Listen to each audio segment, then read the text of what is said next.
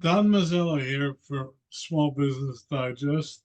We're about to tackle for the upteenth time with this show about an ongoing question. Sales says one thing, and marketing says another, and somewhere in between is the truth. So we have with us Drew Cesario today. We're going to talk about it. Drew, welcome to the program. Thank you for having me on, Don. Well, Drew, as we ask all of our guests, first tell us a little bit about yourself, then about what your company does, and finally, where people can learn more. Sure. I'll just quickly kind of explain my background. My initial work out of college was doing email marketing for an agency. My clients were Target, National Geographic. I'm dating myself a little bit, but Circuit City. And I really learned at the in 2007, and really kind of the beginning of the investment of like digital marketing, how to get the biggest ROI out of creating personalization. And that foundational knowledge has served me well throughout my transition into sales.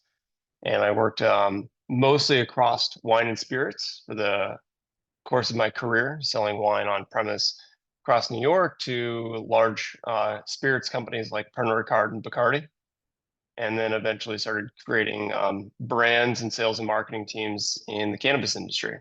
And that has allowed me across California a lot of experience in managing the challenge that we're discussing today, which is, how do you get the alignment across sales and marketing to ensure that the engine of the business is running. And I right now run a business and have founded a business called Botanical.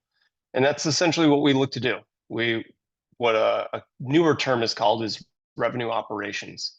And that is the alignment and really the systematic approach of building a machine around sales, marketing, and customer success to ensure that the business as a whole is totally unified and you can create predictable revenue based on structuring the responsibilities of the team, the incentives of your teams, and infusing that with technology that makes their lives easy. And your website? botanicalgrp.com. Okay. Yeah. Well, now you've set out a very difficult task. Tell us first some of the issues you've identified, and then how you would solve some of them. Sure. I could really start by saying like marketing. I think marketing is typically the punching bag for budgetary constraints and is the punching bag for sales. It's an easy scapegoat. They're typically expensive talent, and in order to do their job successfully, they spend a lot of money.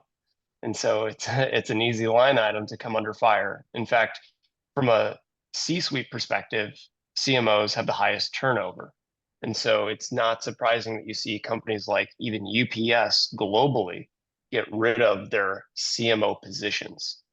And I think that that's not because of necessarily the talent density within the CMO position. I think it's a misalignment with the energy that they're putting into their programs in ensuring that that's tied to results. I think the reason that people are now focusing a lot more on revenue holistically versus, let's say, channeled, like per department sales and marketing, is that we need to take a lot more holistic approach to evaluating where you're investing your money. And so I think to kind of answer your question, I really look initially at like what's happening in the marketing teams and what they're being held accountable for, and are they aware of what's actually happening with their customers? I think it's very easy. And by design, I think a lot of jobs for marketing people end up being behind desks. And the truth is that they need to get their hands dirty and have direct customer interactions, which is why sales can so easily, point out the disconnection that marketing can have, because sales has those direct relationships with their customers, and those conversations aren't happening with the marketing departments. So it sounds extreme, but I actually, at one of my previous roles, I actually did a field trip for my marketing team before I ended up taking over the marketing team. And as the head of sales, I put people on a bus and we went around and we met individual customers and both the retailers and our individual consumers as well. And so building a connection and ideally an intimate connection between what marketing does and tying that to the responsibility of a return on spend is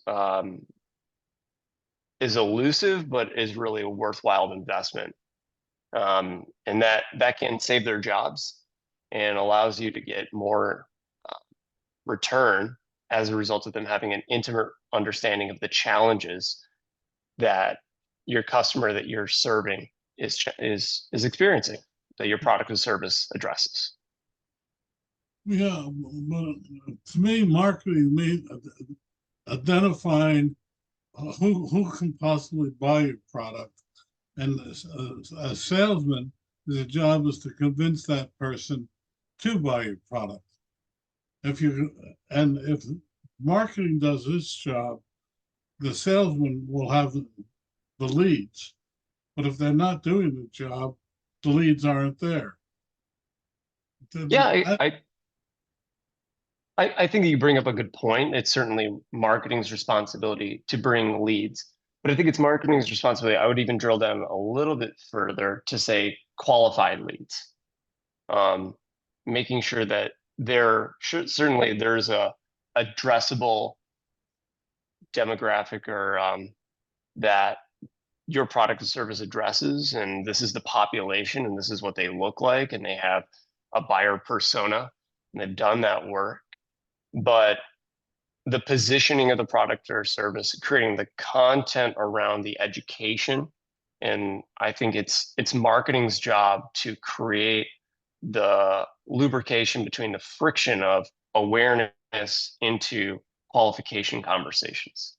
And so I think moving them a little bit further into the sales process and holding them accountable for results allows them to look at more important metrics that allow them to protect their jobs and the investments around the marketing functions that they're doing. Um, I think that's a lot more work. It sounds like a little bit more admin work, but if you have the right technology instilled in the process, um, you're getting better results and you're able to measure those results. okay. So let's just go down this path a little bit further. Sure. Uh, if you didn't have marketing, your salespeople would have been in effect be shooting in the dark. How do you get the salespeople? Let's say you've neutralized your marketing department. How do you get your salespeople to identify the best possible targets? Sure. Are you saying in this example, marketing just as a function doesn't exist? Yeah. I mean, I think it really depends on the industry. And certainly, are you B2B or are you B2C? I think you've seen this explosion of outbound messages, which I would say blur the lines between sales and marketing. That was popularized by Salesforce as a function that we now call sales development representatives.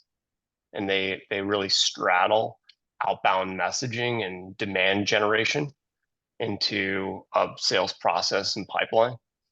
And so if you want to go this far as completely eliminating the marketing position, then somebody needs to have the specialization around outbound outreach and demand generation. And that typically in a sales position or department ends up playing in a role as sales development representative. And those are positions that do well in SaaS products, areas with large or industries with large total addressable markets where you can, let's say, outreach, a couple thousand people a month, and it's not going to burn through the potential customers that you have. So there are ways to get a lot more leaner if you want to index the investment in the sales side and minimize it on the marketing side. Hmm. See, I've run sales forces, and uh, basically they're either the most ambitious people I know or the laziest people I know. There's very little in between. Because but when I say lazy, the salespeople say, "Give me the leads, and I'll go out." And or the really good ones say, "Just give me a list and let me worry about it." Uh, and I don't know which does a better job, but I always feel that the company is shortchanged because there should be a happy medium. Oh, I wonder your thoughts on that. You're saying that the lazier people, they want a list of leads and then kind of be left alone to, let's say, work and mine those leads for opportunities. And the most aggressive, um, you'd say busiest, or when you say um, successful or busiest, are you talking about people who are delivering results? Well, it's interesting. I've seen both types of people succeed. Mhm. One, Oh yeah. on the left hand side, they do it simply by just being dogged about it. You know, let's make 60 calls today.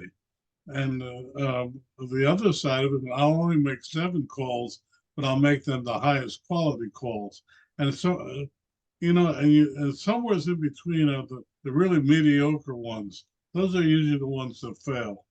Um, but but what I do see is, regardless of which side they're on, that they're always looking to the marketing department to do something. But Hmm. in the end, if they don't do their job, no matter how good the marketing is, it's not going to. They're not. No one's going to succeed. Certainly. Yeah, there's a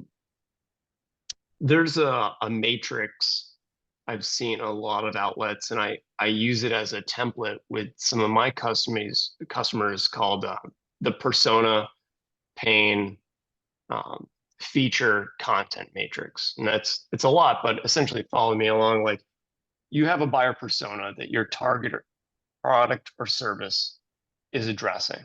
This is kind of who they are, what they typically, the titles that they typically have, and what are their concerns in those roles. So, for example, I'm a fractional CRO for a company called E6PR, and we make out of compost recyclable canning rings or compostable canning rings. So we're completely removing plastic, and we have a compostable solution that biodegrades in 13 weeks.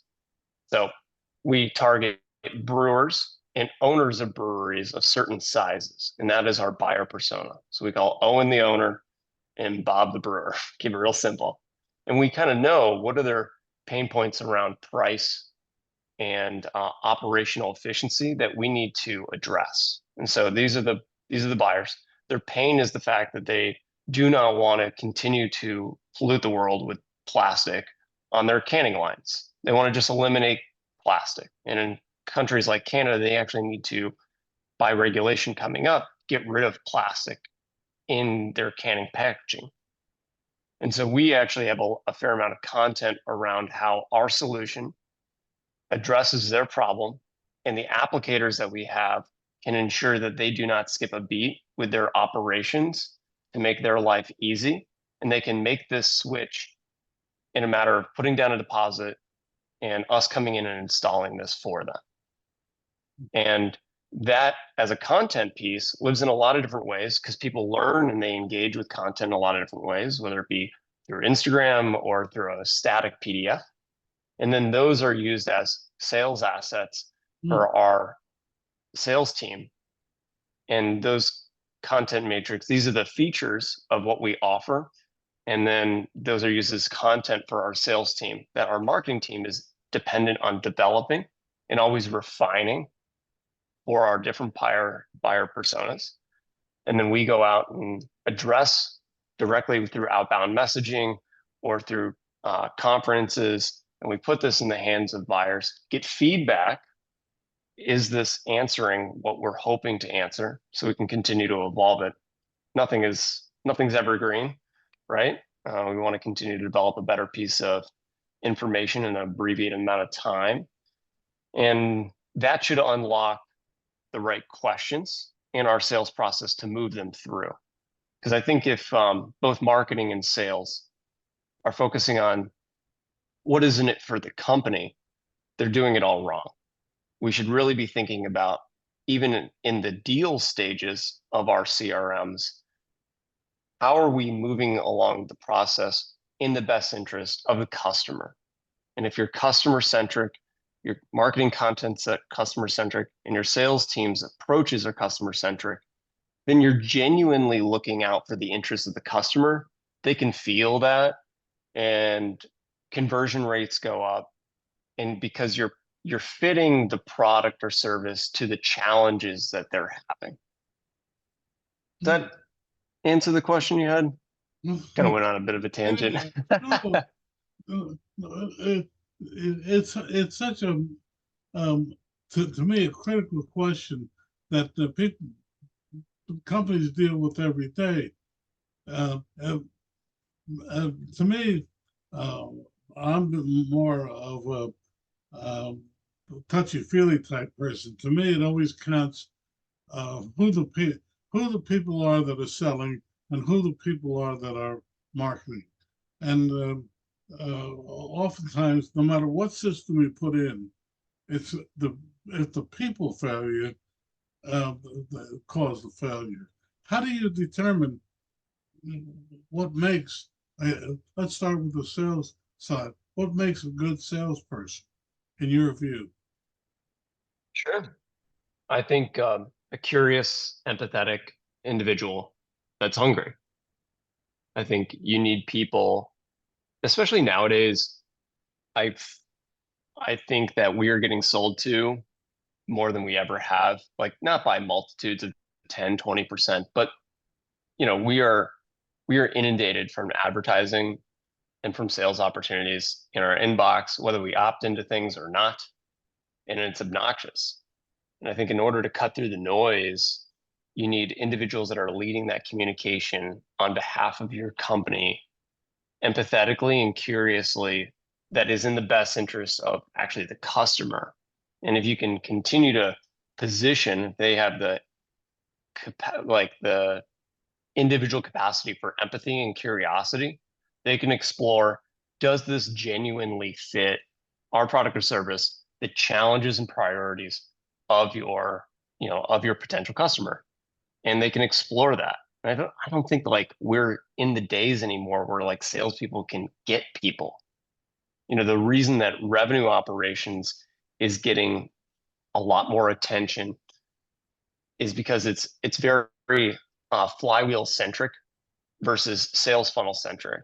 The sales funnel centric is really around the idea that we're bringing in always new leads, we're moving them through this process, and then as soon as they become a customer, we like forget about them and we deprioritize customer success.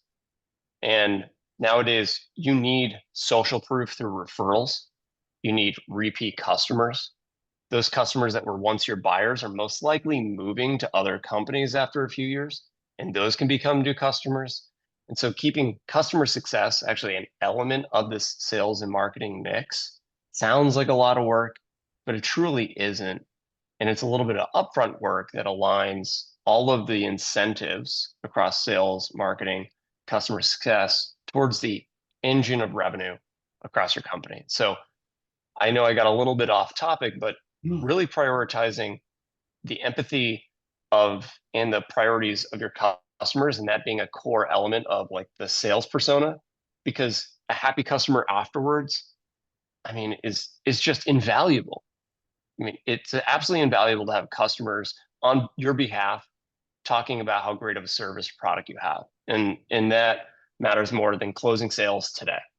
You're really planting seeds for tomorrow.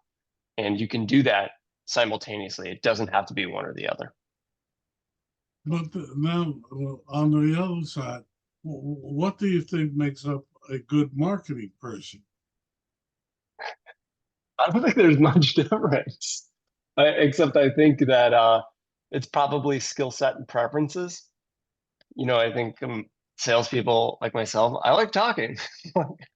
My girlfriend, uh, kind of laughs at me a little bit, but I could talk all day. I like I like figuring out what's other people Well, are dealing with, and I think marketing people might be, maybe a tad more um, curious and not as customer facing, not as customer facing, but still has a finger on the pulse of the individual customer and the challenges they're having and who they're serving.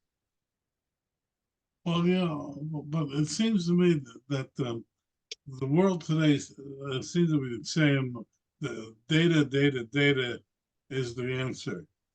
Um, do you agree with that, or do you think we still need a lot, what I call adding yeast, which is an intuitive ability to understand who's your audience? Yeah, I mean, I think you bring up a good point that I didn't mention because I think it is table stakes, is like a penchant for understanding how to use and manipulate data.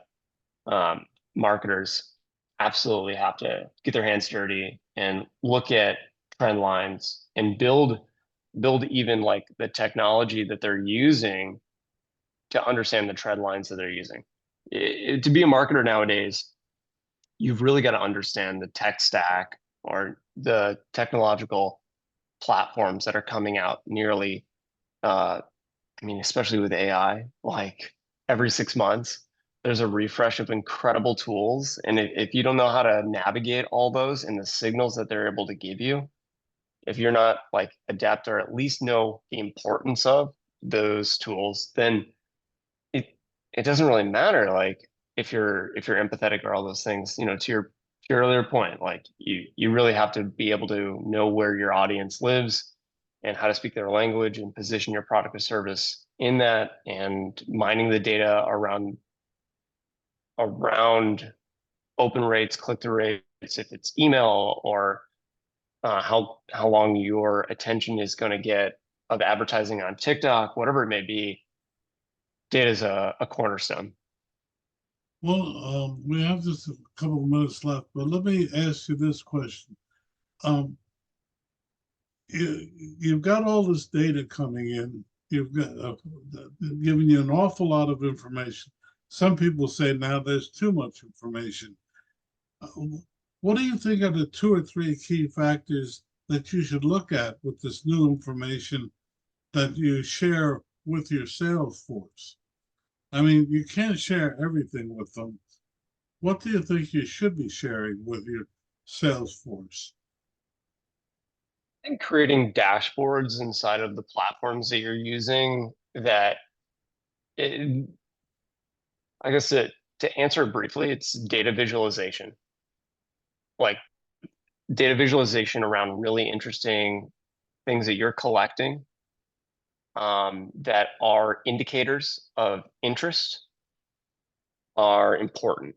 And having that available to anyone in the company, having that transparency, there's no reason to hide that stuff, is like really incredible. So um, I would say being specific around the metrics themselves, it really depends on where you're investing in the marketing channels that you choose as a priority.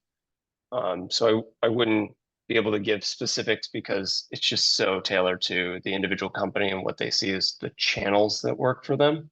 But I would say that having weekly stand-ups around what marketing's doing, and are at least like asynchronous videos on Loom of marketing's meetings and what they're seeing and the insights that they're providing, and providing that as available video links for the sales team to understand what marketing is doing. That kind of transparency is costless, and that can illuminate more dialogue around what is the sales team seeing, what's the marketing team seeing, and how do they best serve the positioning of the product or service. And that's, I mean, that legitimately is a Loom link, and you just click record like you are right now, and that can add a lot of insight into into what the sales team's doing and how the marketing team's going about positioning and the copy that they're using to talk about the product or service. Drew, your website again for people who want to learn more? Sure. It's botanicalgrp.com. And you can find me on LinkedIn as well as Drew Cesario, Cesario. Thank you for having me on. Well, we have just 1 minute left. What would you like to leave our audience with? Do what matters to you. I Okay. would say that the priority here is while you're here and you have this exciting life, I would say sounds might scary to maybe do the things that don't matter to you, and it's easier to continue to do stuff that you don't care about. But truth is you'll get out of bed in the morning and be refreshed if you're doing the stuff that you care about, and do hard things and do it for a long time. And there's a lot of success and compound growth and success that comes from those things. You've had the last word. Thank you so much, Drew. Thanks, Doc. Have a great one.